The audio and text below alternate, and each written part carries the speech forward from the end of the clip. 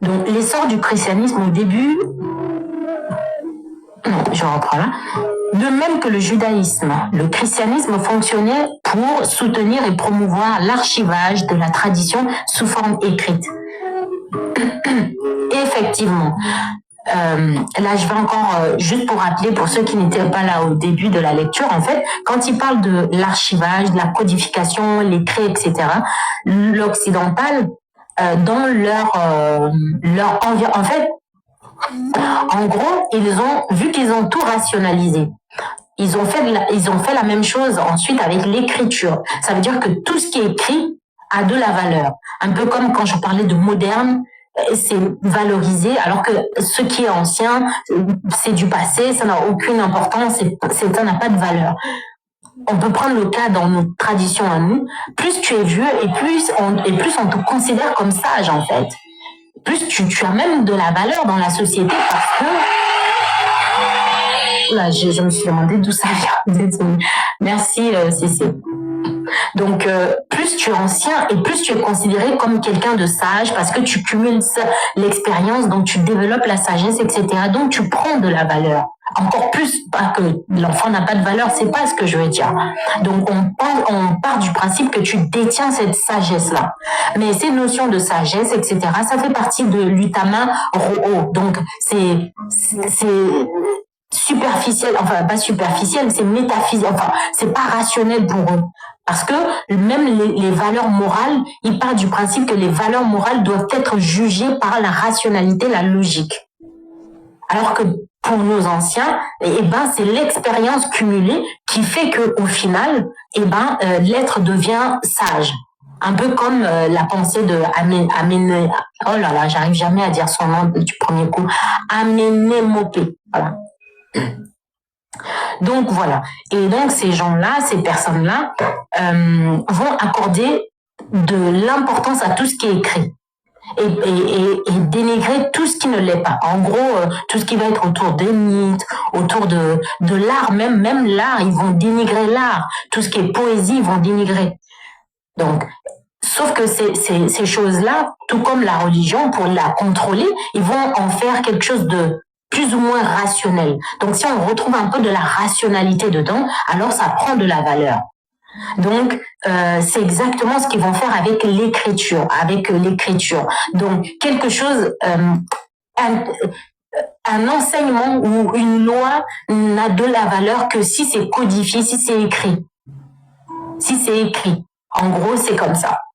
Comme une parole, une promesse, c'est à la bouche, ça n'a aucune valeur. Il faut écrire, en gros, j'essaye de schématiser un peu la chose. Donc, ça fait partie de leur façon de faire et de voir les choses. Donc, ils ont dénigré tout ce qui pouvait être oral, tout ce qui pouvait être métaphysique, mythologie, poésie, etc., etc. Donc, de même que le judaïsme, le christianisme fonctionnait pour soutenir et promouvoir l'archivage de la tradition sous forme écrite. La tradition va prendre de la valeur si c'est sous forme écrite. Si elle n'est pas sous forme écrite, elle n'a aucune importance. Un peu comme si on prend, désolée, je parle beaucoup, mais si on prend le cas, par exemple, quand tu allais à l'école, ce qu'ils vont appeler l'école des mystères, cet enseignement-là, tu n'avais pas le droit d'écrire tout ce que tu apprenais là-bas, en fait, de vulgariser ça. Ça devait être gardé secret, en gros.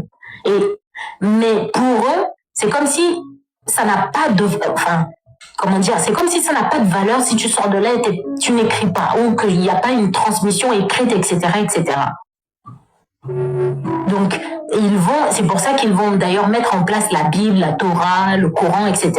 Ce sont ces religions qui vont mettre en place des textes pour codifier les lois de leur dogme. Et donc, tout ce qui n'est pas codifié, qui n'est pas dedans, ou un dogme qui n'a pas ce texte-là, c'est comme si c'est un dogme qui n'a aucune valeur, qui n'existe pas. Et que tout ce qui est écrit a de la valeur. C'est pour ça que quand vous citez les versets, les sourates, etc., ça a une valeur pour eux, parce qu'ils partent du principe que comme c'est écrit, c'est leur Dieu qui l'a écrit. Et ça a toute son importance.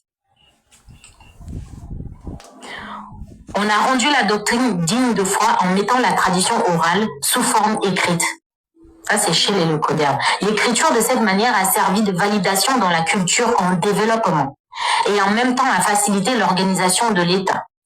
L'essor du christianisme au début de l'histoire de la culture européenne a aussi été associé aux cités, de la même manière que le chauvinisme européen a associé la culture européenne à la vie urbaine. Je vais reprendre le début ici. De même que le judaïsme, le christianisme fonctionnait pour soutenir et promouvoir l'archivage de la tradition sous forme écrite, dans la Bible. Une activité valorisée. On a rendu la doctrine digne de foi en mettant la tradition orale sous forme écrite. L'écriture de cette manière a servi de validation dans la culture en développant et en même temps à faciliter l'organisation de l'État. Écoutez, je relis. L'écriture de cette manière, de la manière de l'européen, a servi de validation dans la culture en développement. Donc tout ce qui est écrit prend de la valeur. Tu parles avec quelqu'un, quand c'est écrit, ça prend de la valeur. Même si c'est un mensonge, ça a de la valeur parce que c'est écrit. Donc, sous forme écrite. L'écriture, à cette manière, a servi de validation dans la culture en développement, donc cette culture européenne, et en même temps a facilité l'organisation de l'État, avec les lois, toutes ces choses-là. L'essor du christianisme au début de l'histoire de la culture européenne a aussi été associé aux cités, de la même manière que le chauvinisme européen a associé la culture européenne à la vie urbaine. Oui, effectivement. Quand on voit, bon, c'est comme ça que je comprends. Il n'y a pas d'égard parce que quelqu'un, il est comment dire ça? On parle parce que quand on a fait la lecture, on a parlé par exemple des paganismes, du paganisme, donc qui vient de pagan et païen, paysan, etc., etc. Donc il y a ce lien entre paysan et païen, paysan et paganisme. Alors que ceux qui étaient le plus christianisés, c'était des gens qui vivaient vraiment proches du pouvoir. Enfin, quand je veux dire proche du pouvoir, je parle de situation géographique. Et donc, c'était, voilà, le chrétien était en gros le civilisé, le cultivé, alors que le païen, lui, c'était un paysan, il n'était pas, voilà.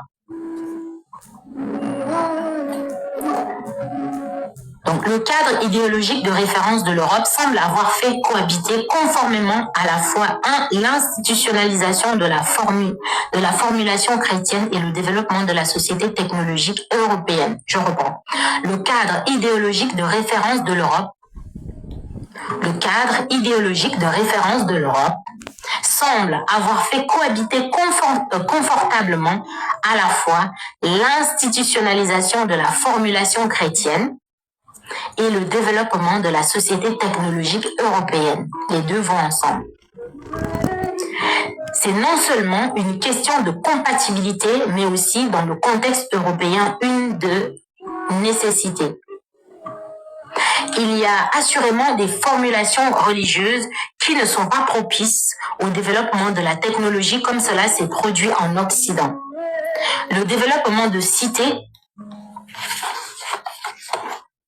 l'usage